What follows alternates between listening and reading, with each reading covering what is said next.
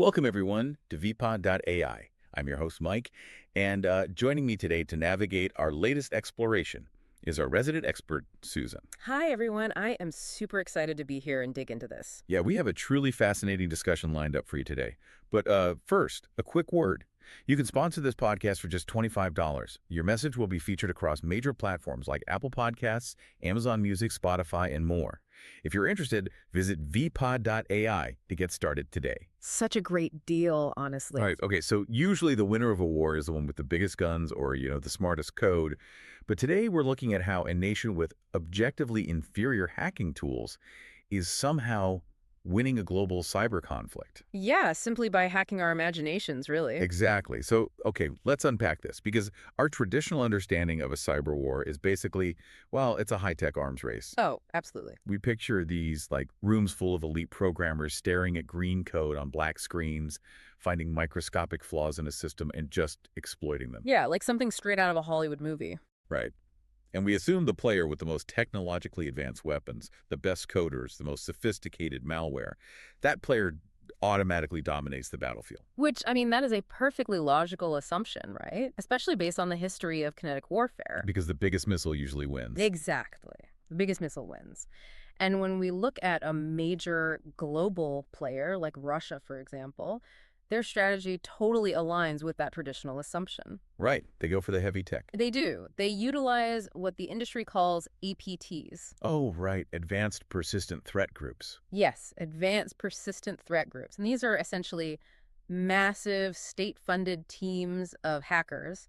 They will just silently sit inside an enemy network for, honestly, months. Just like watching and waiting. Exactly, mapping out every single vulnerability. And then they deploy complex zero-day exploits. And a zero-day exploit, just to clarify for everyone, that's a bug so brand new that nobody in the world has even written a patch for it yet. Right? Spot on. Nobody knows it exists except the hackers. So that represents raw, undeniable technical firepower.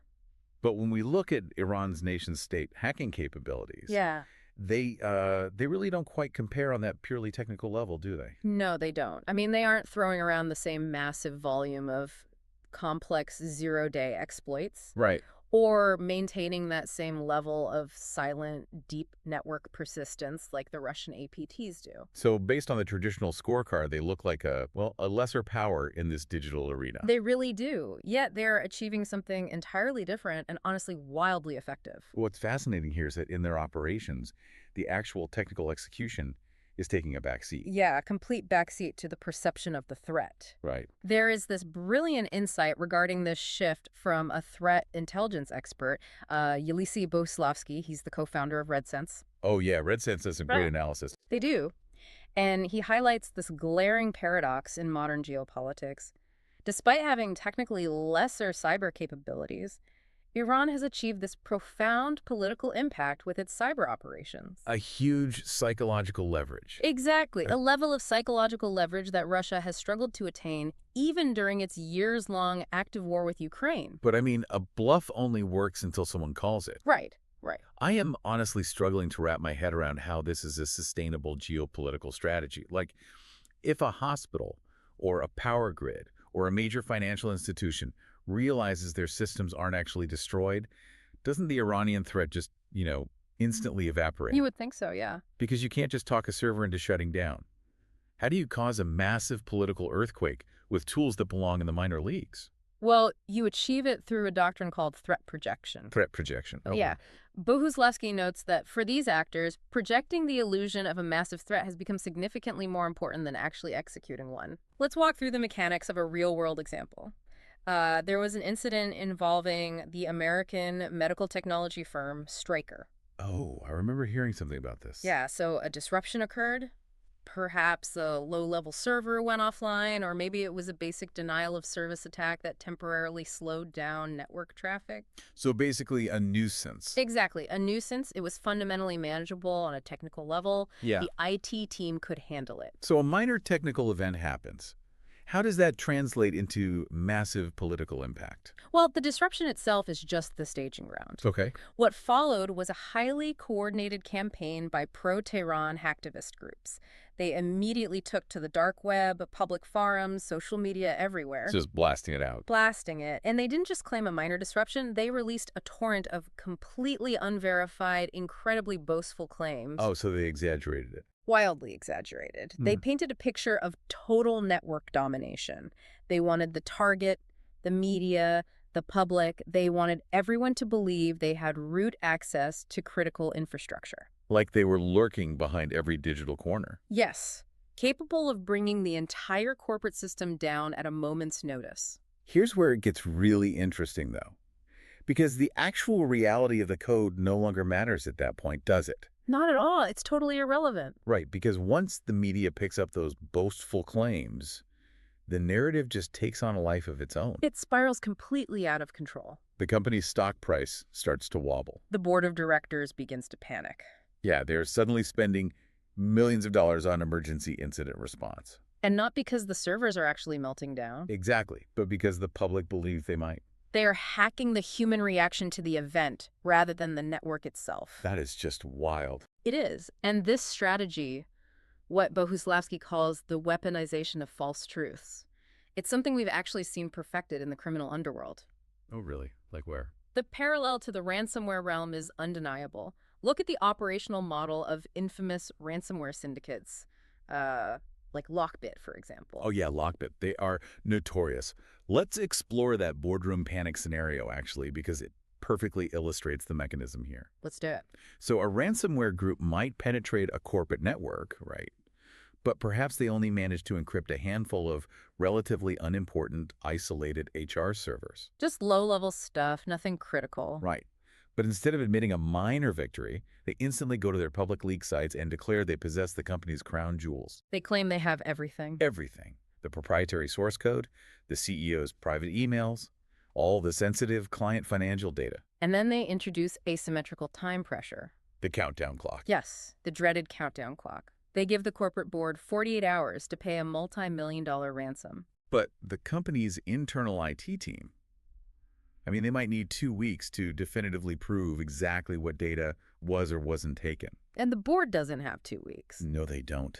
They are staring at a massive PR nightmare. Plummeting stock valuations. Furious shareholders calling them up. Exactly. The weaponization of fear forces them into a corner where paying the ransom seems like the only viable business decision. Even if the hackers are completely bluffing. Even if it's a total bluff. Yeah. And Iran has essentially taken this exact cybercriminal tactic and elevated it to the level of international statecraft. Okay, but psychological panic only goes so far if there isn't a real threat of violence behind it, right? Well, yes, and that's the key here. Because if a nation is just bluffing digitally, why are massive global corporations and foreign governments acting so terrified in the real world? Right.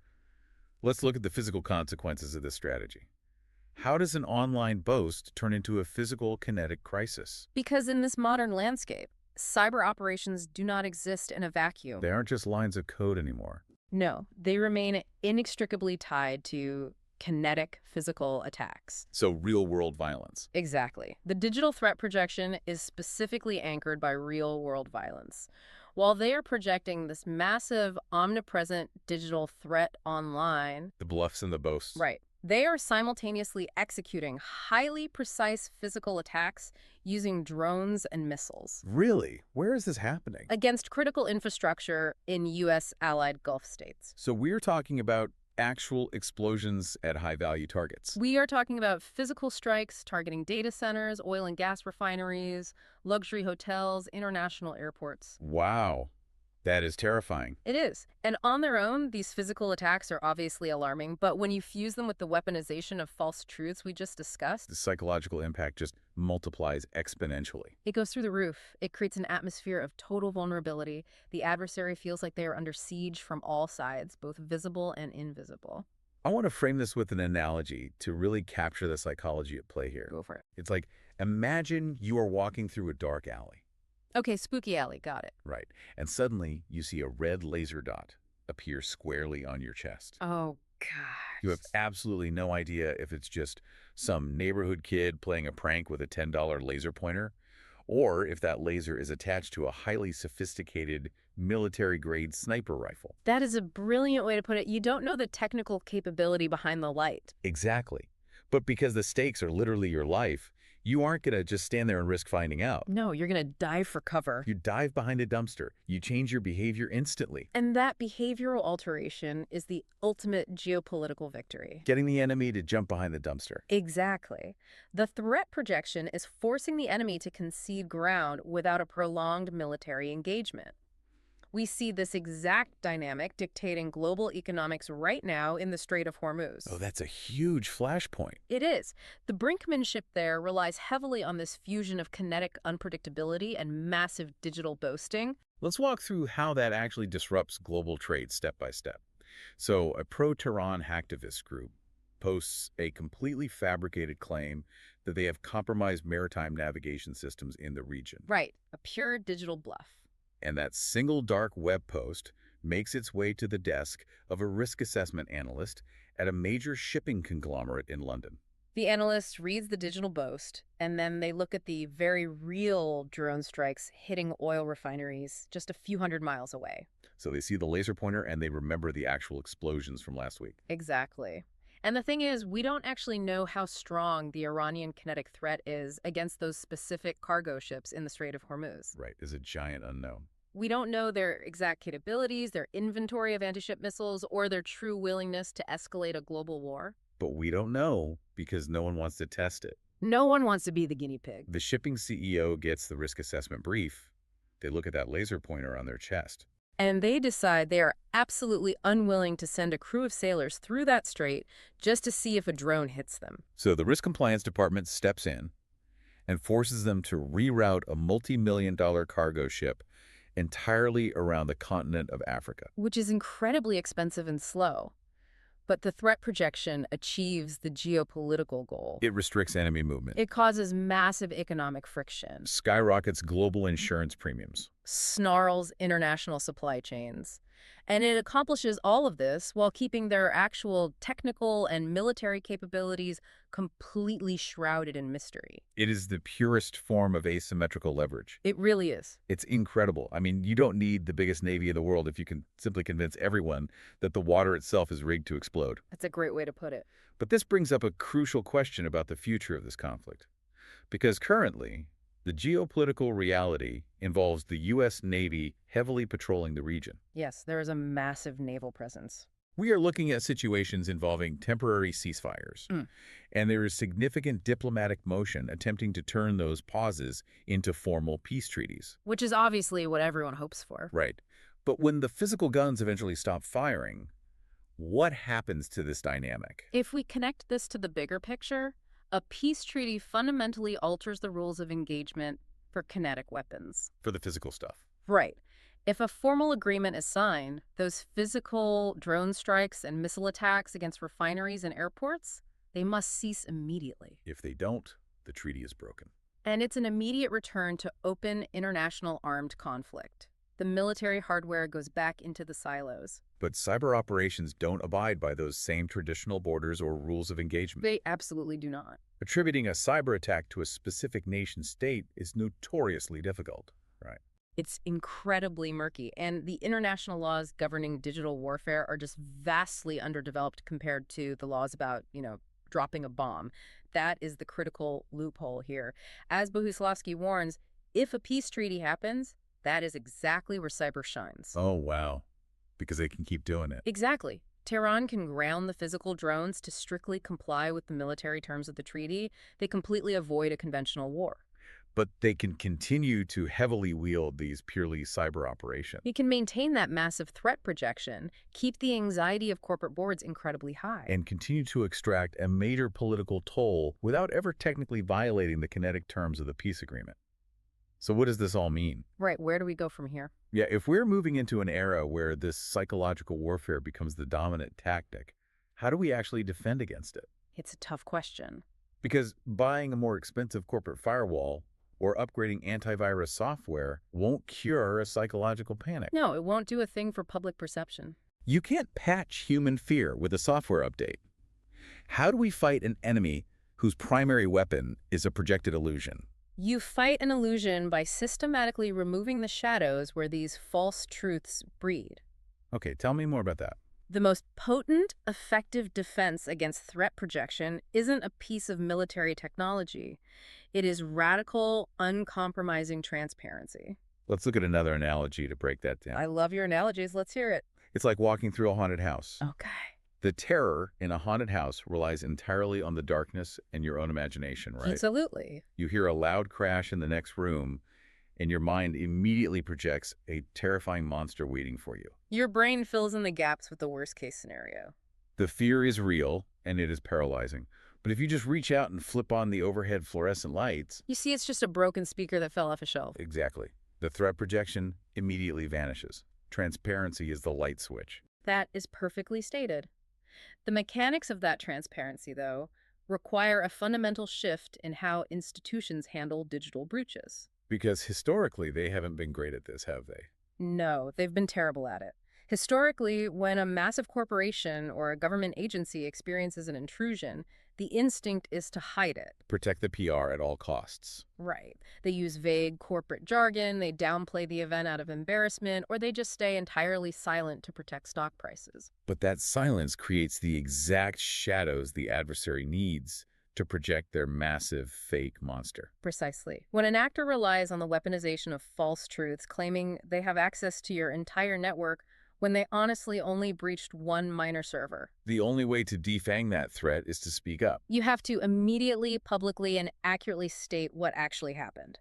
Western cybersecurity transparency across both public agencies and private sectors is the ultimate shield. Let's walk through a hypothetical scenario of how that actually defeats a nation-state actor. Okay, let's play it out. Let's say a critical infrastructure company gets breached. The attackers rush to the dark web, claiming they stole the entire customer database, trying to incite a public meltdown and force concessions. In a radically transparent model, instead of hiding, the victimized company immediately holds a press conference. They don't wait weeks to figure out the messaging. No, they release a detailed technical breakdown right away.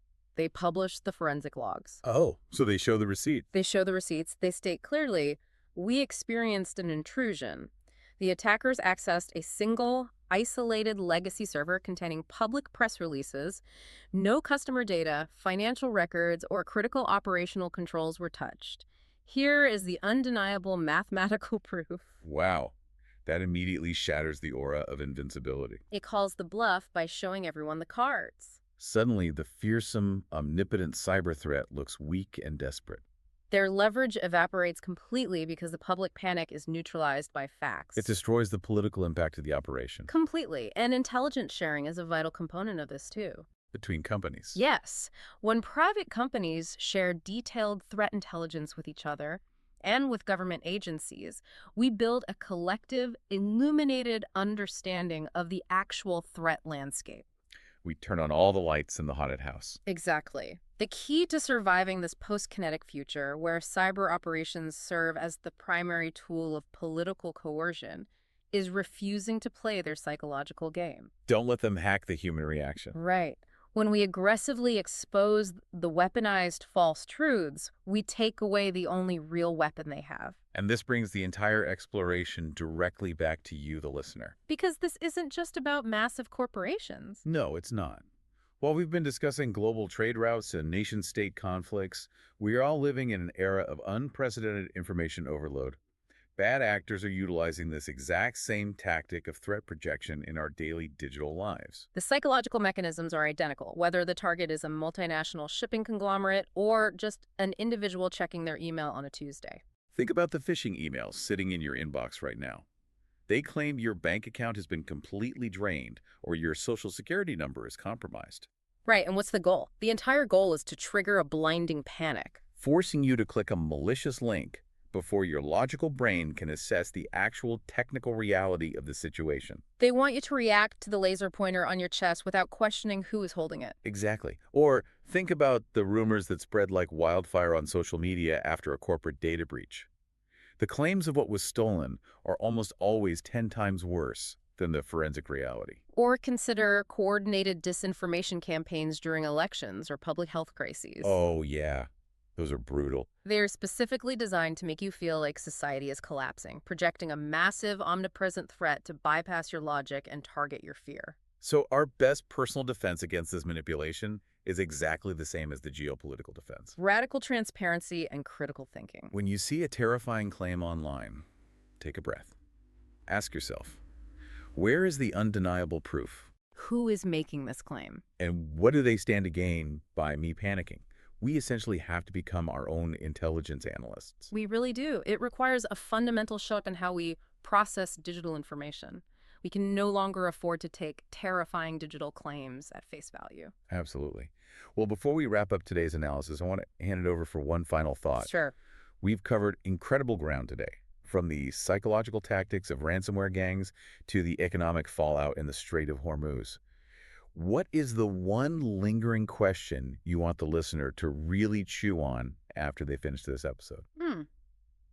I want you to consider the changing nature of reality in this new digital era. Okay. If we are entering a phase of global conflict where the mere projection of a threat is demonstrably more politically effective than the actual execution of it, Right. are we entering an era where objective reality and actual technical capabilities matter less than the stories we can convince our enemies to believe? Yeah, it is a deep thought. If a fabricated, weaponized story yields real-world power and alters the course of nations, how do we permanently anchor ourselves to the truth? Wow. That is a chilling but absolutely necessary question for all of us to ponder as we navigate this landscape. A massive thank you to our expert for guiding us through the complexities of modern digital conflict today. It was my pleasure. Thanks for having me. And thank you to you listening for joining us on Vipod.ai. Keep questioning the information around you, demand transparency in all things, and never let the projection dictate your reality. We'll catch you on the next one.